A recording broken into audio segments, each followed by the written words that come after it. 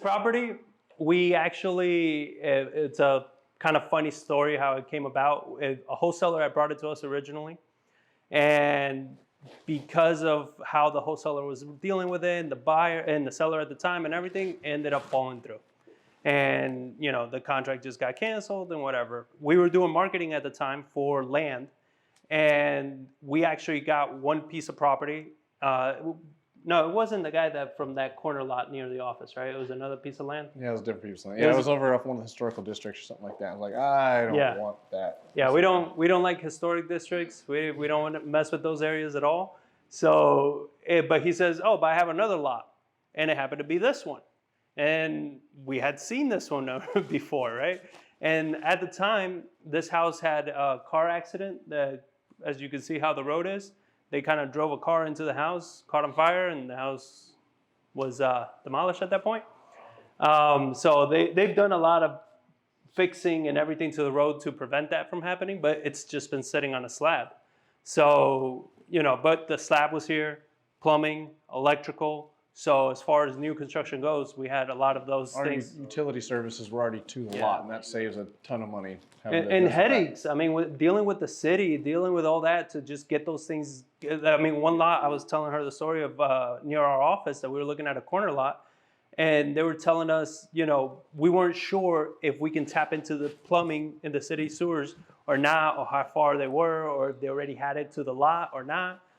What was it? It could be 10 grand or 100 plus? 100 grand, just depending on where they're at and what road closures we have to do to get utilities to the lots and what we were wanting to do. So we're like, do we want to roll the dice on is it going to be 10 or is it going to be 100?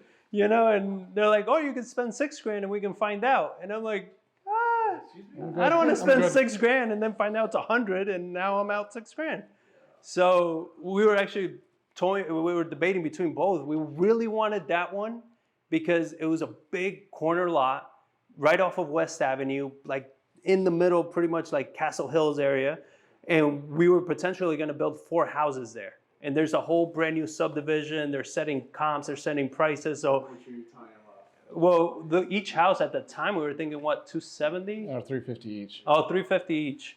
Yeah. So, and we were going to, what was the price for the whole lot? It was up there, right? It was like I want to say it was like 120. Wasn't it like broken down like 60? I forgot. Yeah, it was something like that. It was like 100, 120 for like just the land itself, and then when you added on the building costs and you added everything, it was like for the first one was like nah. We were willing to do it if that $100,000 question mark wasn't going to be there. Yeah. And that wasn't even the only problem. It was then we also started seeing the electrical could be an issue because we had to cross a main street, shut off a main road. So I mean, it was too many things that we just were like, there's no need.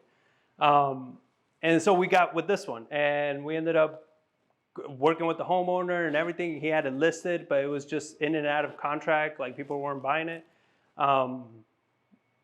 It's because the lot issue. It was explain. Let them know so about the reason it kept falling out of contract, or my suspicion is because you couldn't build on this slab per the zoning. So there was a big conflict there. Then you had to get approval from the city, which gets very frustrating because I went down there and asked, "This is what we want to do. We want to build the exact same house and the exact same footprint. Am I going to have a problem doing that?" Like, oh no, you should be fine. You should be fine. You're good to go. So we go ahead and buy it. Submit our permits. We're like, oh, you can't build on top of that lot. We're like, why? And there's like, it's zoned R5, and R5 requires a 5-foot building setback. Obviously, we're a 0 lot line, which that doesn't work. And I was like, are you serious? Like, what do you expect, for us to pick up the slab and move it 5 feet? Yeah, so we had to go through, we had to go through the Board of Adjusters to request a variance that basically allows us to say that it's a 11 panel board, and you have to get 9 yeses for them to say, yes, we understand the building code is this, but in this scenario, we're gonna let it pass. And fortunately, thank God, they let us pass, and they let us use the existing lot and grant us our variance to go from a 5-foot setback to basically a 1-inch setback is what it really breaks down to be. And we ended up getting support from the neighbors too. Yeah, and it really, because like I'd been through this process with the city before, and I was like, I'm gonna get this letter. I went to all the people around, knocked on doors to get approval and everything like that. And then the neighborhood association said they disapproved it, and I was like, why? And he used to be on the Board of Adjusters. He misread it. He thought I was like actually requesting to like move, like take 5 feet of her land or something like that. And I was like, no, that's not at all what I'm doing. Like I'm building on the top of the existing slab. And the way they worded the variance, it kind of was like, all right, I see how you kind of got that misinterpreted. But talked to him, got full approval, got full support, and got that done. But that whole process took us like 2.5, 3 months just to get through it. So Yeah, that's why that slowed everything down. It was like, oh. And that's why we don't like dealing with historic districts and stuff like that, because if you're doing any type of new build, addition, anything, you got to get like everybody and their mother's approval before you do anything. And they can change their mind at any given time. Yep. Even the same board can tell you yes at the beginning, and 2 months later say, yeah, no, never mind. Like, well, what do you mean, never mind? We're already in it. Like, we're spending real money, you know, because all their laws and everything they're so vague that it's open to interpretation. That's why when we tell people, when you're getting into projects, when you're getting into stuff that you haven't done before, partner with somebody. Make sure you have enough of a spread. Like, don't just jump in because the market's hot, because you can lose your butt really, really quickly on these projects. And then it's something that's like, you know, if you're not anticipating it, which you can't. I mean, on the projects that we have in Dignity, we couldn't anticipate all of those things. We spoke to the city. We spoke to everybody. Everybody's like, you're good to go. We start breaking down. Everything got shut down. It took us over almost a year to even begin to break ground. So it's a nightmare. You want to make sure you're definitely getting it done. But we were able to get past that variance, past all that, and they allowed us to do it. And what was it on that side? We couldn't, it was the overhang, right? The overhang is almost like There is no overhang. Right. Yeah, they wouldn't let us have an overhang on that side of the house, so it literally just stops.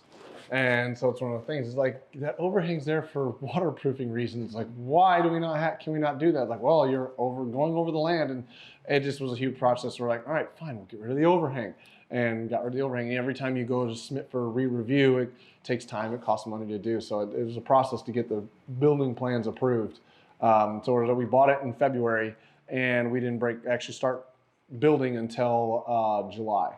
And that's why, you know, another thing we learned is we borrow all our funds from private individuals to do our renovations.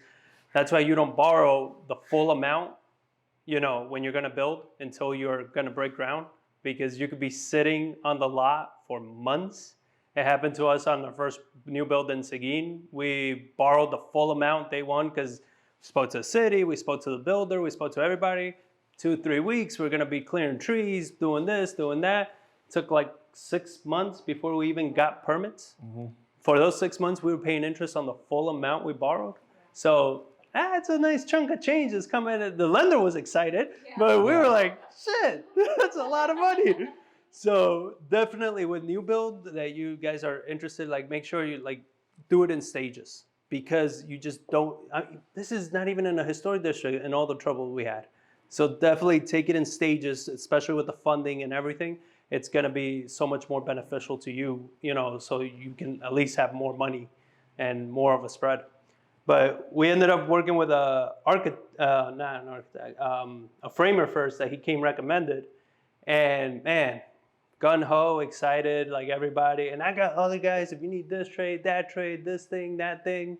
I'm like, oh, okay, cool, yeah, well, let's start with the framing. You know, we'll do by scopes. That's something that if you guys watch any of our videos, we always say you have a scope of work. We'll do scopes. And the framing was broken down into 2 parts, right? No, it was the framing, then the sheeting, then the siding. Is what he was right, because it was the packages that we were kind of breaking it down by. Yeah.